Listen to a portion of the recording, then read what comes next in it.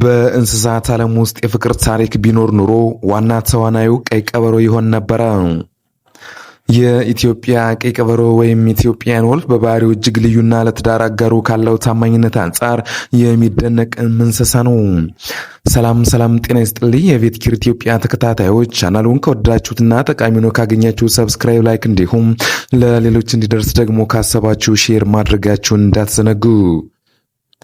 በከፍተኛው የባሌ ተራሮችና በሰሜን ደጋማ ቦታዎች የሚኖረው ቀይ ቀበሮ ከሌሎች የዱር እንስሳት በተለየ መልኩ አንድ ለአንድ ወይም ሆሞኖጋመስ የትዳር ህይወት መምራት ይታወቃል።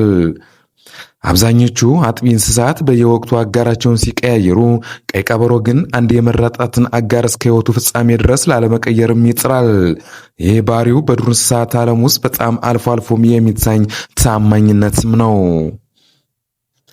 ለሚስቱ ታማኝ ነው የሚባለው በቃል ብቻም አይደለም በተግባርም ጭምር ነው እንጂ። ግልገሎቹም በሚወለዱበት ጊዜ ወንዱ ቀበሮ ምግብ በማደን አካባቢውን በመጠበቅና ግልገሎችን በማጫወት ንቁ ተሳትፎም ያደርጋል። ሚስቱ እንክብካቤ በሚያስፈልጋትም ጊዜ ብቻዋንም አይተዋትም። ቀይ ቀበሮቹ በቡድን ወይም ፓክ ነው የሚኖሩት። በዚህ ቡድን ውስጥ የሚራቡት ዋናው ወንድና ዋናዋ ሴትም ብቻም ናቸው። ይህ ስርዓት በቡድኑ ውስጥ ግጭት እንዳይፈጠርና የዘር ሐረጋቸው በጠንካራ ሁኔታ እንዲቀጥልም ይረዳል። ለአንዱ አጋሩ ያለው ታማኝነት የቡድኑን ሰላም ማስጠበቂያ መንገድም ጭምር ነው።